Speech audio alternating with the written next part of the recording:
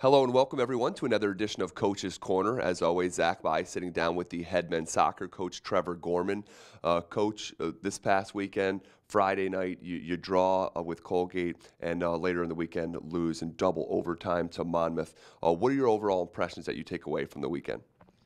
Well, Zach, it was a unique weekend. It was actually one that I've never been a part of something quite like this. To have two games where you hold a 1-0 lead so late in the contest, less than 2 minutes to play, and to walk away with a tie and an overtime loss is something that in some ways is unexplainable, in some ways is just a little bit fluky, in some ways is a representation of what soccer is and can be. So we have to look at things in a number of different ways. Obviously, we're disappointed given that scenario to not have had two victories. We're disappointed to have a tie and a loss, but we did enough to be in position to win the game with so little time to go, and the guys fought hard, and we found the goal to put ourselves in the lead in both matches, in the first half of both matches, which is a point of emphasis. And we defended very well as a group for large stretches, and the guys were committed and worked to the end goal.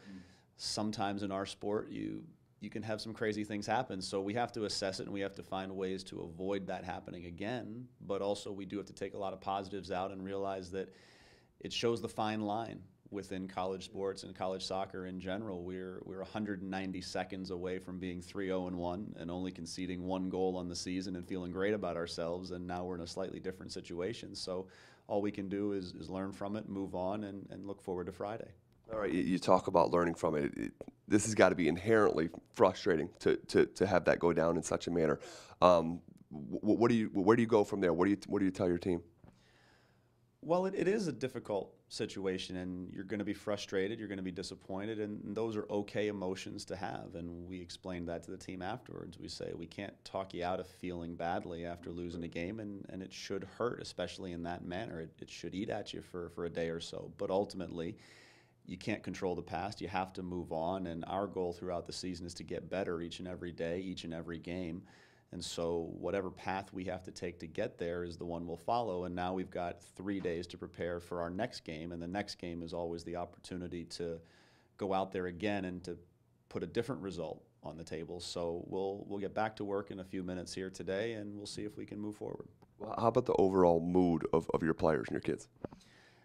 We have a great team culture and chemistry. We've got guys that love the game of soccer. They love each other. They're committed to wanting to do well for themselves, for the program, for the university. So I never worry about their attitude, which is a good thing for any coach. I know when I go down there to train today, they're going to be lively. They're going to be bouncing around. They're going to be excited to get back to work. So we have a healthy environment there. The captains do a good job of leading it. The older guys and the young guys really feed off of that. So I think the season is still young, and there's no postmortems, there's no death sentences going on out there. We just have to get back to work and put it right. Uh, is there a player or a phase to your game that you can see after a couple of games is just knocking on the door and waiting to pop with some real production? Yeah, we feel we're close to really scoring a lot of goals. Both games were up a goal, and we had chances to kill the other team off. Inherently in soccer, if you're chasing a game as our opponents had to, you push more numbers forward and you give teams a chance to put you out of the misery, if you will, to get the final goal, to make it 2, to make it 3. And we were very close to that. We've got a number of dynamic attacking players that have been just close. I mean, Jake Barros has scored a couple of goals for us already, and he's been close to more. Anthony Rosano, Afonso Pinheiro, John Interiano, Pedro Espindola, Ivan Martinez, all these guys are on the cusp of putting balls in the back of the net, and I think it really is one of those situations that if we can just get ourselves a little bit more composed and relaxed in the final moment, we'll get one, and then once one comes, now you'll start to see 2, 3, and 4 from there. Okay, this Friday you have Iona coming into town, another game on Bob Ford Field. What do you know about Iona? Have you seen them on film? And maybe a strength that you'll have over the Gales?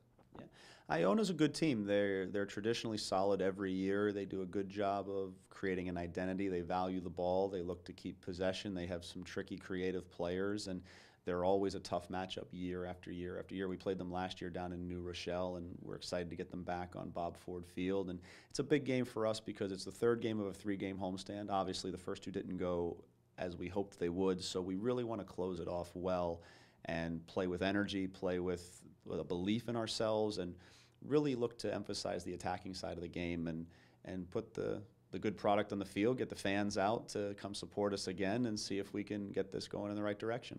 All right, good luck this weekend. Great, thank you. All right, that'll do it for this week's edition of Coach's Corner. As always, you can join us next week as we'll look back at the game against Iona and, of course, look ahead to the rest of the schedule. For head coach Trevor Gorman, I'm Zach Bai. We hope to see you next time.